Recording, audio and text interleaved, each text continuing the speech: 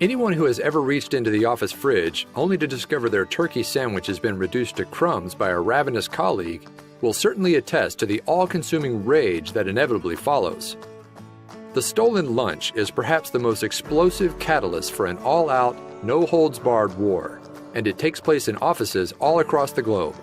How do victims of this lunchroom crime retaliate? In a variety of complex and creative acts of revenge, actually.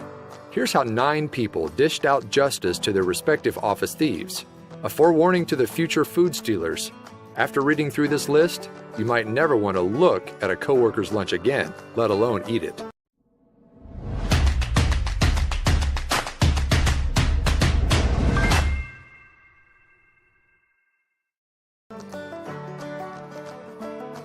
Number 1. Coffee creamer switcheroo. One Reddit user found out a coworker had been dipping into her coffee creamer. Since it isn't a huge deal at first, she simply labeled the creamer with her name. When that didn't stop the thief, she took it to the next level by swapping out the creamer with something else. Number 2. Pack your own lunch, Debbie. It seems like Debbie had quick fingers when it came to taking office lunches.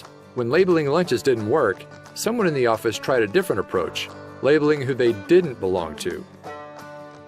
Number 3. The anthropomorphized mango. Is your fruit going missing from the fridge? Why not let your tasty mango defend itself? That's what one office worker did in giving his sweet treat a tool to defend itself. Ain't no one messing with that mango. Number 4. True or false? One office worker utilized this simple label to protect his lunch. While the validity of the statement can't be confirmed, it's still something sure to give any fridge thief pause. No matter how delicious, eating someone else's curry is never worth the risk. Number 5. The threat. This office lunch comes with strings attached. Death.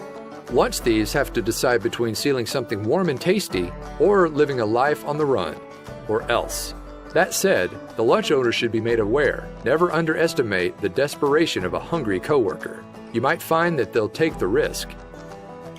Number 6. There's a snake in my fridge. This coworker utilized one of the oldest tricks in the book.